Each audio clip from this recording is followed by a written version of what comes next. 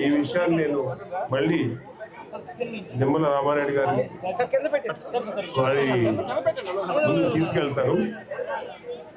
యాక్చువల్గా నాకున్న ఇన్ఫర్మేషన్ ప్రకారం 3 మండలాలు ఉన్నాయి ఇక్కడ, లావేరు, పొందూరు, సిగడం మండలం. దాదాపు 5,000 కుటుంబాలు దీని మీద ఆధారపడి ఉన్నాయి.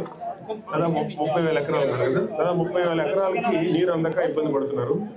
బికాజ్ ముందే అనుకున్నట్టు అక్కడ సరైనటువంటి రిటైనింగ్ వాల్స్ కానీ అవి కానీ కట్టుంటే బాగుండేది. అప్పుడు ఉన్నటువంటి సిచ్యువేషన్ వల్ల అలా చేయాల్సి వచ్చింది. సో రాళ్ళు మట్టి పడిపోయి ఆ ఫ్లో ఆగిపోయింది. మత్తు వలస నుంచి ఈ సిగడం మండలం వైపు వచ్చేటువంటి వాటర్ చాలా గ్రామాలు ఇబ్బంది పడుతున్నాయి. చాలా గ్రామాలు వీటికి ఈ వాటర్ ఆగిపోవటం వల్ల, సరిగ్గా రాకపోవటం వల్ల ఇబ్బందులు ఉన్నాయి.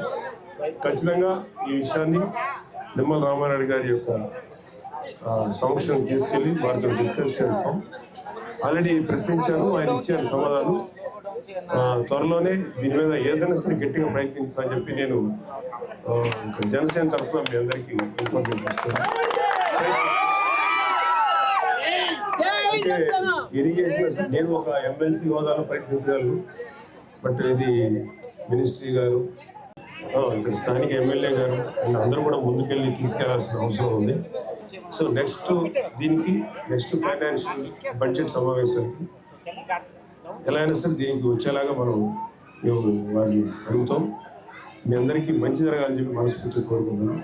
అంటే నేను ఎందుకు వచ్చానంటే ఆల్రెడీ దీని మీద ప్రశ్నించినా సరే లైవ్లో ఎలా ఉంటుంది, ప్రత్యక్షంగా ఎలా ఉంటుంది అనుకున్నప్పుడు చాలా ప్రాక్టికల్గా నేను చూడటం జరిగింది.